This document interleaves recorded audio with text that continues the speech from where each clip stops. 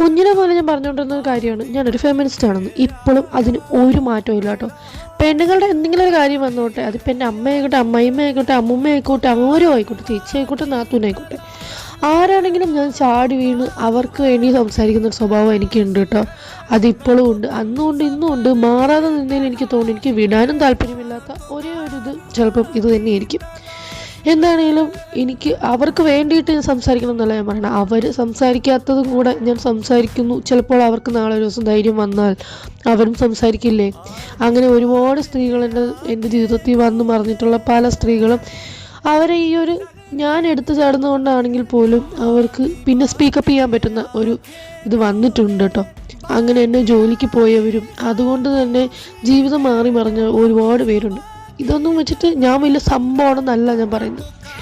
ആണായിക്കോട്ടെ പെണ്ണായിക്കോട്ടെ എല്ലാവർക്കും ജോലി ചെയ്യണം, എല്ലാവർക്കും കാശുണ്ടാക്കണം, എല്ലാവരും എല്ലാ കാര്യങ്ങളും ചെയ്യണം എന്ന് മാത്രമേ ഞാൻ ഉദ്ദേശിച്ചുള്ളൂ.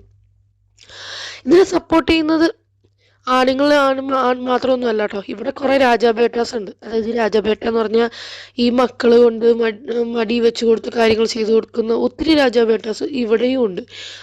അതുകൊണ്ട് തന്നെ ഇവിടെ വന്നിട്ട് എങ്ങനെയാണ് ഇതൊക്കെ ഹാൻഡിൽ ചെയ്യണമെന്നൊന്നും എനിക്കറിയില്ല കേട്ടോ. എന്താണ് അത് അവരുടെ കാര്യം.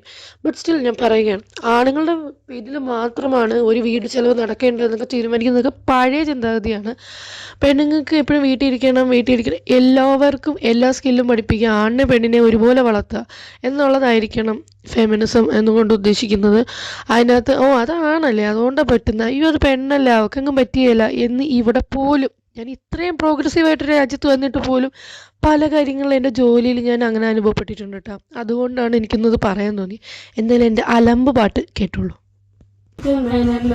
തിരുവന്നൂരിൽ വടിവേലൻ വന്നു തളിരൊന്നും മൈനെ നിന്നോടല്ലേ ഇഷ്ടം മനസ്സേ കുഞ്ഞിക്കൊണ്ടൊന്നും